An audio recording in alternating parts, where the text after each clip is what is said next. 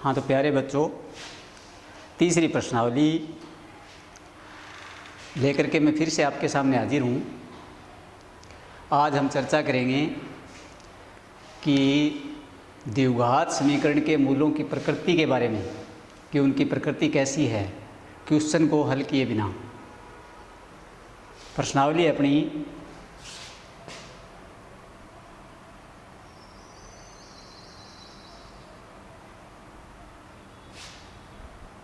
तीन पॉइंट 3.4 तक पीछे पढ़ चुके हैं हम। 3.5 में पहला क्वेश्चन है, निम्न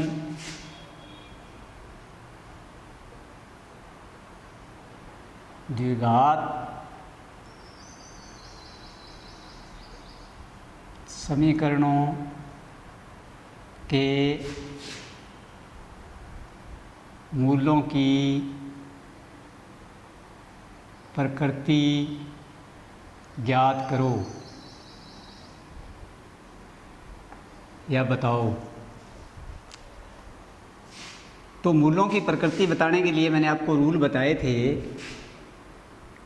कि b² - 4ac का मान यदि 0 से बड़ा हो तो मूल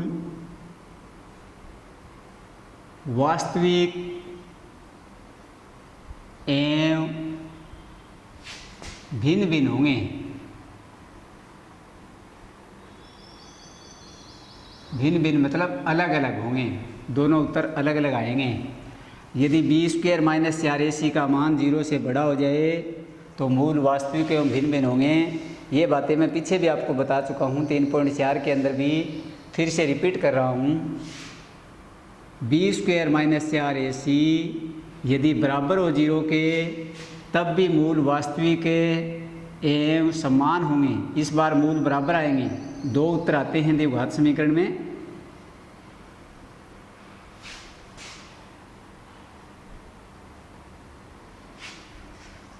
द्विघात समीकरण कोई भी हो उसके अंदर हमें दो उत्तर प्राप्त होते हैं। इसमें तो यदि इस रूल का पालन करेगी द्विघात समीकरण तब तो मूल वास्तविक और अलग अलग आएंगे, दोनों उत्तर अलग अलग होंगे, बराबर नहीं होंगे। यदि इस नियम का पालन करें b² - 4ac 0 के बराबर हो जाए तो मूल समान होंगे। और तीसरा नियम है, यदि b² - 4ac छोटा हो जाए 0 से तब मूल काल्पनिक होंगे।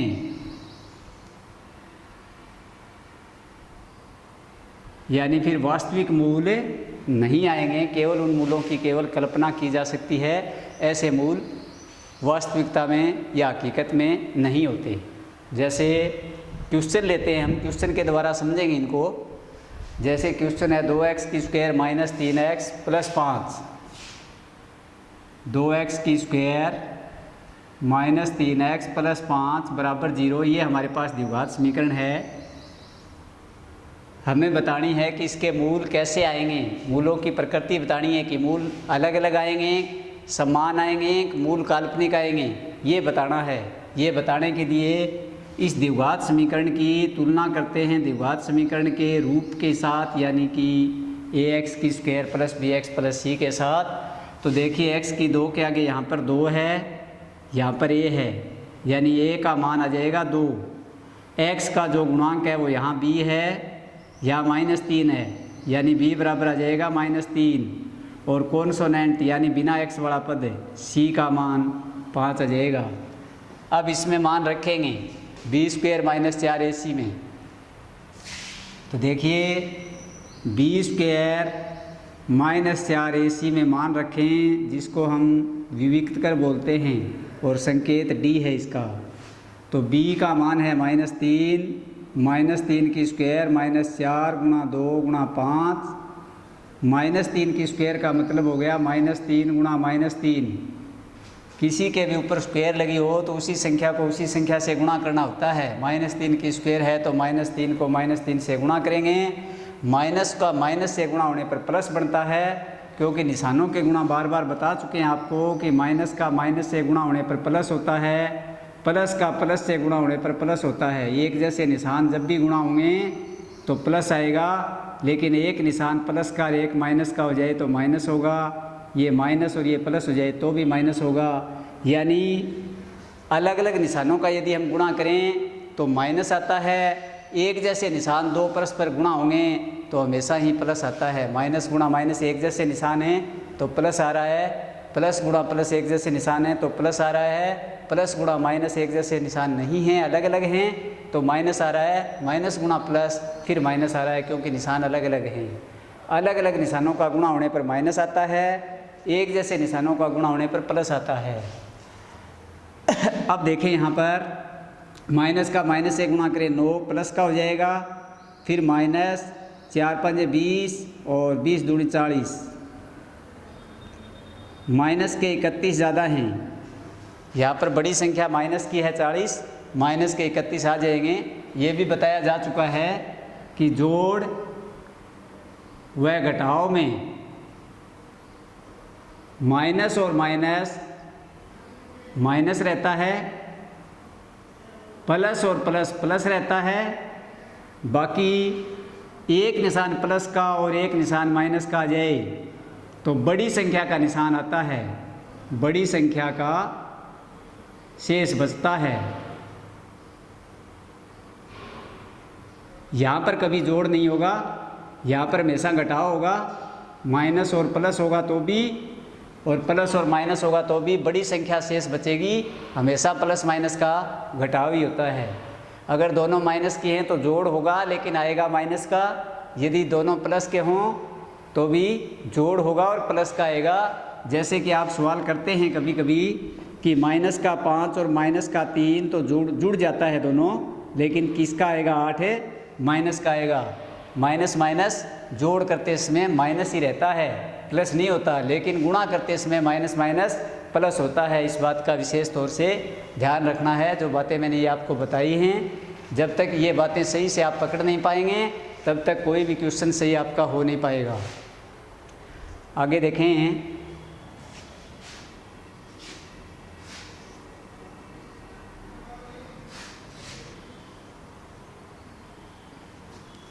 अब ये माइनस का 31 प्राप्त हो गया हमें, बी स्क्वायर माइनस 4ac का मान प्राप्त हुआ हमें माइनस का 31।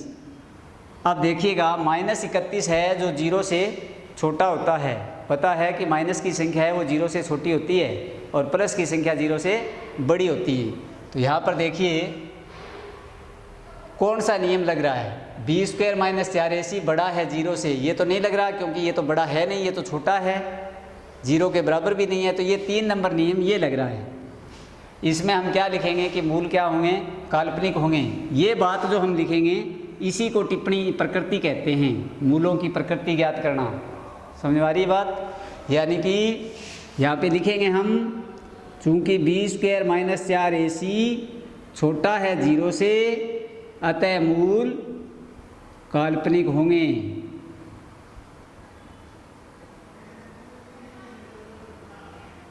इस प्रकार से हमें मूलों की प्रकृति बतानी है कि मूल किस प्रकार के आएंगे। नेक्स्ट क्वेश्चन देखेंगे हम।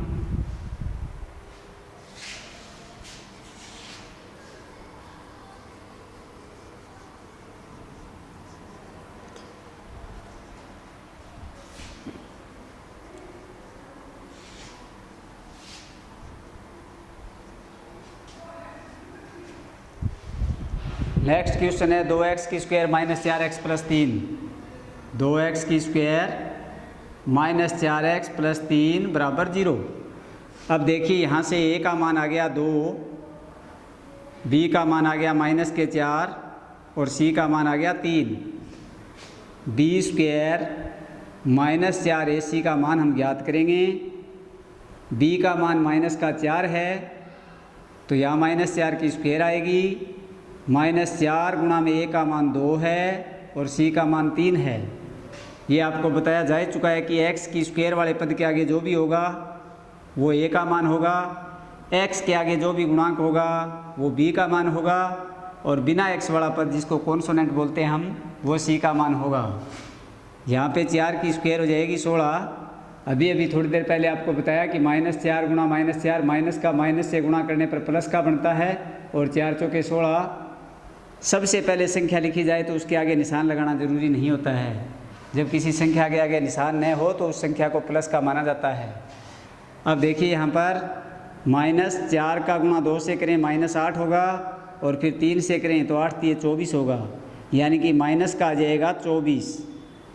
अब देखिए माइनस के 8 बच गए, क्योंकि माइनस की संख्या ज़्यादा है, 8 ज़्यादा है तो माइनस के 8 शेष रह गए।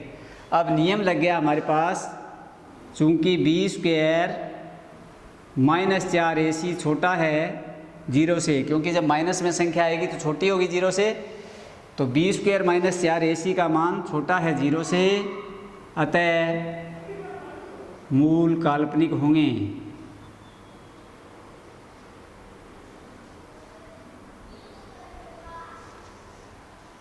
इस प्रकार से आप क्वेश्चनों में देख सकते हैं। नेक्स्ट क्वेश्चन देखेंगे हम।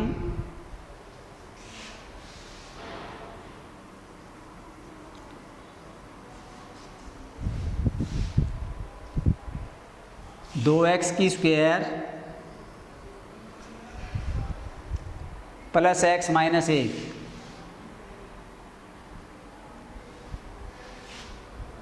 अब यदि a का मान देखें तो 2 है, x² का गुणांक, b का मान देखें तो x का गुणांक कुछ भी दिखाई नहीं दे रहा। जब कुछ भी न हो तो उसके आगे 1 मान्य होता है, इसलिए b का मान 1 आ गया और c का मान -1 आ गया।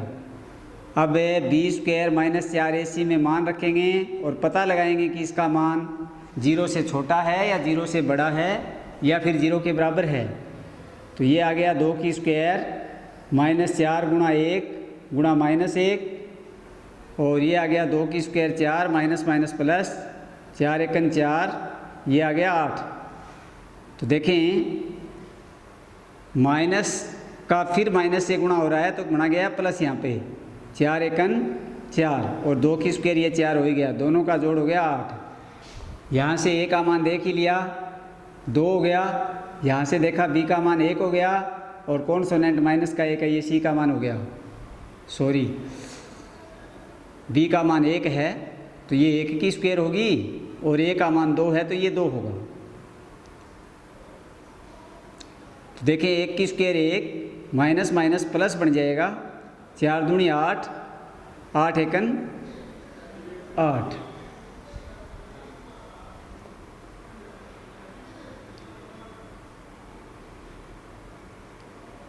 ये बनेगा 9। तो अब देखिए लिखेंगे हम, चूंकि b² -4ac का मान जो है वो बड़ा है 0 से, और जब 0 से बड़ा मान होगा तो मूल वास्तविक एवं, अतः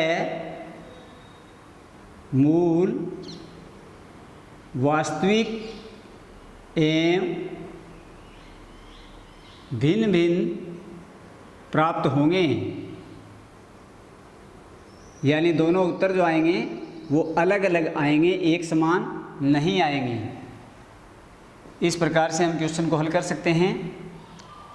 आगे देखें क्वेश्चन नंबर 4, इसको एक बार फिर से देख लें, थोड़ी मिस्टेक हो गई थी, b का मान 2 रख दिया था मैंने, 2 नहीं है, b का मान 1 है, 1² आएगा, -4 गुणा में a का मान 2 है, गुणा में c का मान -1 है, 1² 1 माइनस माइनस प्लस 4 दूनी 8, 8 और 1 9, 9 जो है वो प्लस की संख्या है, इसलिए ये b² -4ac का मान आया 9, ये बड़ा है 0 से, अतः मूल वास्तविक एवं भिन्न भिन्न प्राप्त होंगे। तो आपको नियम तीनों आने चाहिए। यदि आपको नियम नहीं आ रहे हैं तो आप फिर मूलों की प्रकृति नहीं बता सकते, तीनों नियम आने चाहिए। मूल वास्तविक एवं समान होंगे, ये तीसरे नियम पर। तो तीनों नियम आने अच्छी तरह से चाहिए। यदि तीनों नियम अच्छी तरह से आ रहे हैं तो आप बता सकते हैं कि मूलों की प्रकृति कैसी है। बाकी देखेंगे नेक्स्ट वीडियो में।